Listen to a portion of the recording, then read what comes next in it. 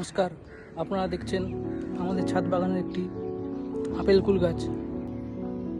আজকে আলোচনার বিষয় কুল গাছে ফুল ফোটার পর পরিচর্যা। আজ সেপ্টেম্বর মাসের 22 তারিখ। কুল গাছের 5টি বিষয় নিয়ে আজকে আলোচনা করব। গাছের পরিচর্যার প্রথম বিষয় আগাছা পরিষ্কার। কুল গাছের গোড়ায় ঘাস বা অন্য কোনো গাছ জন্মালে সেগুলো হাত দিয়ে তুলে ফেলে দেবো। ঘাস মারার কোনো রকম ওষুধ গাছের গোড়ায় ব্যবহার করব না। 2 নম্বর পরিচর্যা। গাছে অনেক ফুল ফুটেছে, এই অবস্থায় আমরা গাছে কী স্প্রে করব? এই সময় গাছে ছত্রাকনাশক, কীটনাশক, কোনো প্রকার হরমোন স্প্রে করা যাবে না।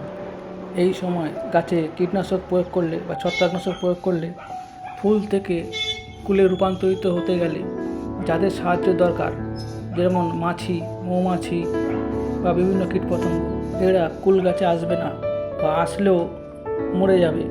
কুল গাছের ফুলগুলো ঝরে যাবে, ফুল থেকে ফলে রূপান্তরিত হবে না। 3 নম্বর পরিচর্যা সার প্রয়োগ। এই সময় গাছে স্প্রে বা গোড়ায় কোনো সার দেওয়ার প্রয়োজন নেই।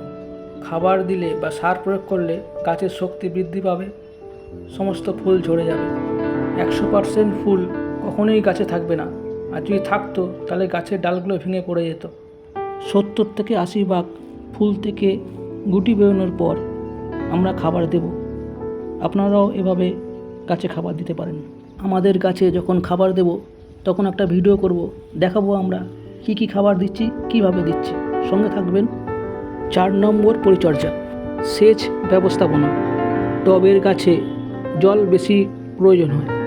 প্রতিদিন যদি বৃষ্টি হয় তাহলে জল দেওয়ার প্রয়োজন নেই, আর যদি বৃষ্টি না হয় প্রতিদিন অন্তত 2 থেকে 3 বার গাছের গোড়ায়, বিশেষ করে টবের গাছের গোড়ায় জল দিতেই হবে। মাটিটা দেখে নেবেন যে মাটিটার রস কতটা আছে, সেই দেখে আপনাদের জল দিতে হবে।